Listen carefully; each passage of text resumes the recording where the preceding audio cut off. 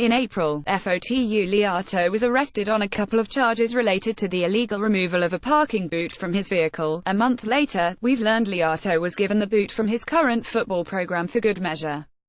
247sports.com was the first to report that Liato has been dismissed by first-year Oregon head coach Mario Cristobal. Further to the point, the linebacker's dismissal came a day after his April arrest, but the news didn't surface until Thursday.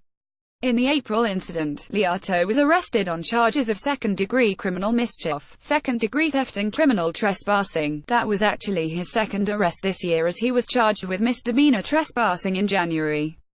The combination of the two arrests led Cristobal to pull the trigger on a dismissal. Coming to Eugene as a three-star safety, Liato played in 37 of 38 games the past threes. The Washington native earned the first start of his collegiate playing career during the 2017. The senior had been in line to earn a starting job exiting spring and heading into the summer phase of the offseason.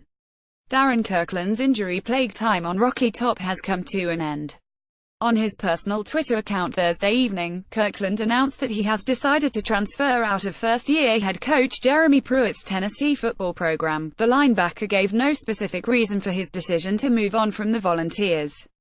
"Tennessee will always hold a special place in my heart," Kirkland wrote.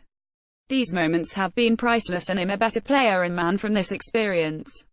As a graduate transfer, Kirkland would be eligible to play for another FBS program in 2018. Not only that, but he will have 2 years of eligibility remaining counting this year.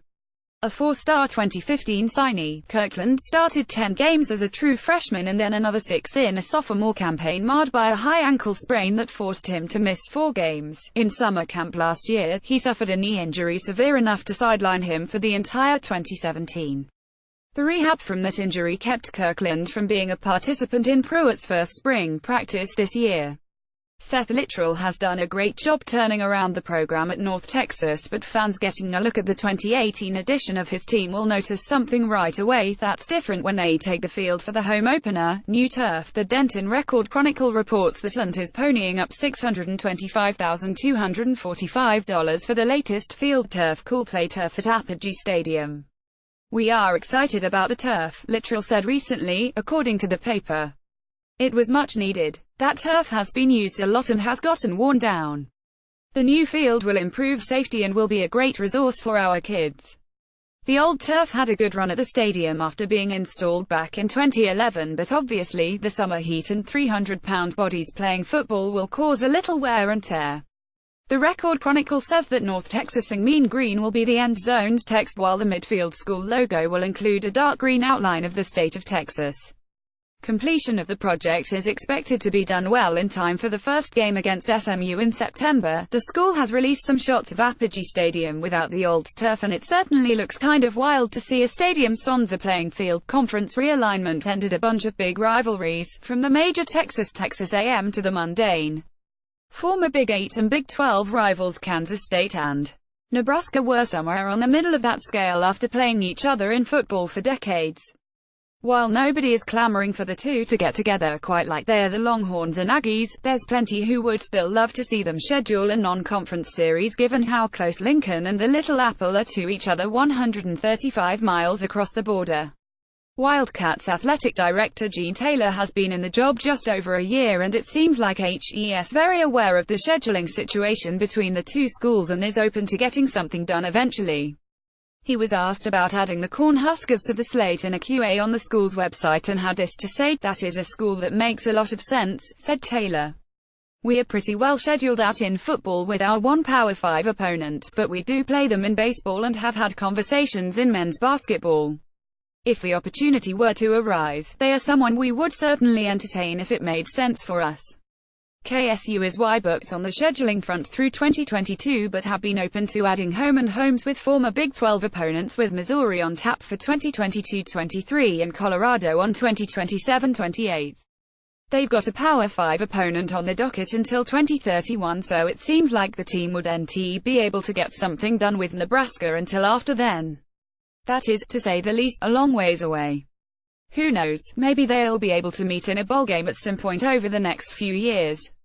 The Cornhuskers and Wildcats last met in 2010 in a series that is heavily weighted to Big Red. At least Taylor is leaving the door open and leaving a chance of the two programs hooking back up on the gridiron.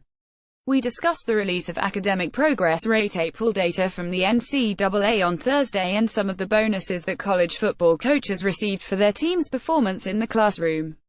Well, those coaches should have had Arizona State Athletic Director Ray Anderson as their agent because his April-related bonus puts all others to shame. Per the Arizona Republic, Anderson, a former agent, it should be noted, is getting a whopping $348,310 in bonus money as the result of the Sun Devils' latest April score. Here's how the paper breaks it down. Under terms of a new contract signed last fall that pays $800,000 in base salary, Anderson will receive $348,310 in academic bonuses. That breaks down to $136,000 for football's 975 out of 1,000 April score, $120,000 for ACIS overall April score, and $92,310 for 6 teams receiving public recognition awards for an April in the top 10% nationally, $350,000. For comparison's sake, USA Today notes that Florida State AD Stan Wilcox picked up $17,000 in April bonuses. That bonus for Anderson was nearly as much as New Mexico State's Doug Martin was paid in total salary. No matter what you think about the whole paying of college athletes or the NCAA system at large, it seems pretty clear by some of the figures in coaches and athletic directors' salaries that there is plenty of money to go around.